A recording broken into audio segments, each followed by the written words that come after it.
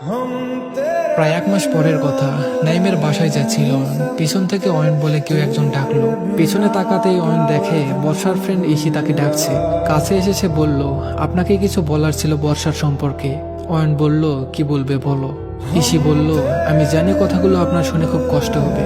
বর্ষা আমাকে বলতে বারণ করেছিল, কিন্তু চোখের সামনে একটা মানুষের এভাবে ধ্বংস হয়ে যাওয়ার দৃশ্য দেখতে পারছি না।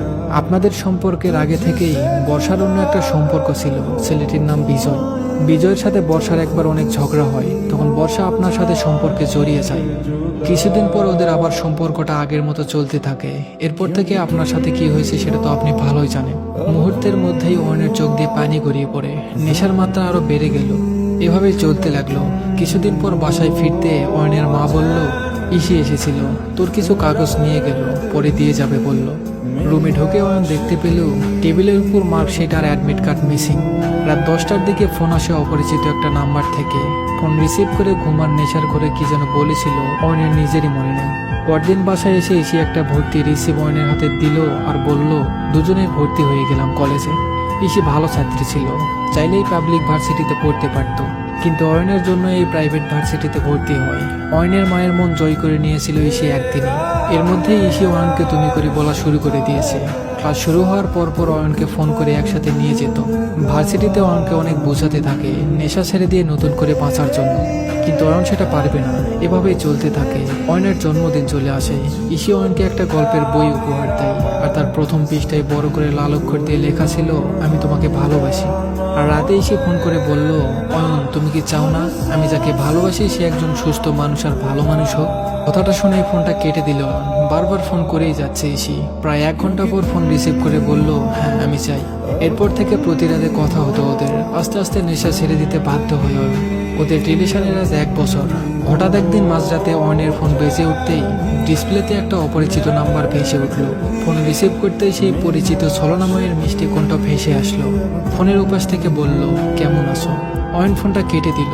ফোনের পর ফোন দিয়েই যাচ্ছে বর্ষা। অনেকটা বিরক্ত হয়ে শেষমেশ ফোনটা রিসিভ করে অয়ন। ফোন রিসিভ করতেই বর্ষা বলে উঠল, প্লিজ অয়ন ফোনটা কাটবে না। আসলে আমি তোমার সাথে অনেক বড় অন্যায় করে ফেলেছি, প্লিজ আমাকে ক্ষমা করে দাও। অয়ন বলল, আর কিছু কি বলার আছে তোমার? বর্ষা বলল, হ্যাঁ। তুমি কি এখনো আমাকে ভালোবাসো? অয়ন বলল, আমি ভালোবাসলেই কার কি চাই আসে, কেউ তো আর আমার ভালোবাসার মূল্য দিতে জানে না। বর্ষা বলল, আমি বুঝতে পারিনি কাকে কাছে রাখার দরকার আর কাকে দূরে রাখার দরকার, কিন্তু এখন আমি বুঝতে পেরেছি তোমার মতো করে আমাকে আর কেউ ভালোবাসতে পারবে না। আমাকে আবার নতুন করে ভালোবাসার সুযোগটা দিবে। অয়ন বর্ষাকে অনেক ভালোবাসতো, তাই সে তার কথাই গলে গেল। বর্ষা বলল, কাল সকাল 10টায় পার্কে এসো। কিন্তু অয়ন ভাবছে ইসির কথা, ইসিকে এখন কি বলবে। সকাল 10টায় অয়ন পার্কে গিয়ে দেখে বর্ষা অয়নের জন্য অপেক্ষা করছে হাতে লাল গোলাপ নিয়ে। দেখা করা, কথা বলা, একসাথে ঘোরাফেরার মধ্যে দিয়েই ওদের ভাঙা সম্পর্কটা আগের মতো হয়ে গেল। অয়ন বুঝতে পারলো বর্ষা অয়নকে এখন সত্যিই অনেক ভালোবাসে। ইসির সাথেও অয়নের সম্পর্ক চলছে, কিন্তু কেউ কারোটা জানে না। অয়ন ব্যাপারটা লুকিয়ে রাখে, কারণ হৃদয় ভাঙা যে কতটা কষ্টের তা অয়ন বুঝতে পেরেছে। এই কষ্টটা অয়ন ইসিকে দিতে চায় না। ইসি তো অয়নকে নতুন করে বাঁচতে শিখিয়েছে। ইদানিং বর্ষা অনেক পাগল অয়নের জন্য। অয়নের উপর বর্ষার কেয়ারিং আর ভালোবাসা যেন কোনো কমতিই নেই। এভাবেই চলছিল ওদের সম্পর্কটা। কিন্তু হঠাৎ একদিন বর্ষার বাবা বর্ষার বিয়ে ঠিক করে ফেলে। বর্ষা কি করবে কিছুই বুঝতে পারছিল না। বর্ষা অয়নকে বলল, চলো আমরা পালিয়ে যাই। অয়ন বলল, ঠিক আছে। সব প্ল্যান মতো বর্ষা বিয়ের আগের দিন বাসা থেকে বের হয়ে স্টেশনে অয়নের জন্য অপেক্ষা করছিল। কিন্তু এ কি, অয়ন তো আসছে না। অয়নের ফোন বন্ধ। ঘন্টার পর ঘন্টা অপেক্ষা করতে করতে প্রায় সন্ধ্যা নেমে এলো, কিন্তু অয়নের কোনো খোঁজ খবর নেই। এদিকে অয়ন আর ইসিকে খুঁজে পাওয়া যাচ্ছে না।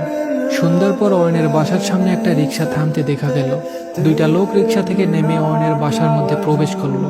ওই দুজনই হলো অয়ন আর ইসি। অয়নের পরনে ছিল একটা পাঞ্জাবি আর ইসির পরনে ছিল একটা লাল শাড়ি। আজকেই ওরা বিয়ে করেছে। ওই দিন অয়ন একটা ফেসবুক স্ট্যাটাস দিয়েছিল, আমি কি করে তোমাকে ক্ষমা করি বলো? তোমাকে ক্ষমা করলে একটা নিষ্পাপ মেয়েকে সারা জীবন কাঁদতে হবে। আমি এই নিষ্পাপ মেয়েটিকে কাঁদাতে পারবো না, কারণ তুমি আমাকে ধোকা দেওয়ার পর এই মেয়েটা যদি না আমার পাশে দাঁড়াতো আজ হয়তো আমি বেঁচে থাকতাম না। পারলে আমাকে ক্ষমা করে দিও। দেখা হবে স্মৃতির গভীরে। আজকে তুমি একজনকে ভালোবেসে ঠকাচ্ছ, একদিন তুমিও ঠকবে। তফাৎটা শুধু সময়ের।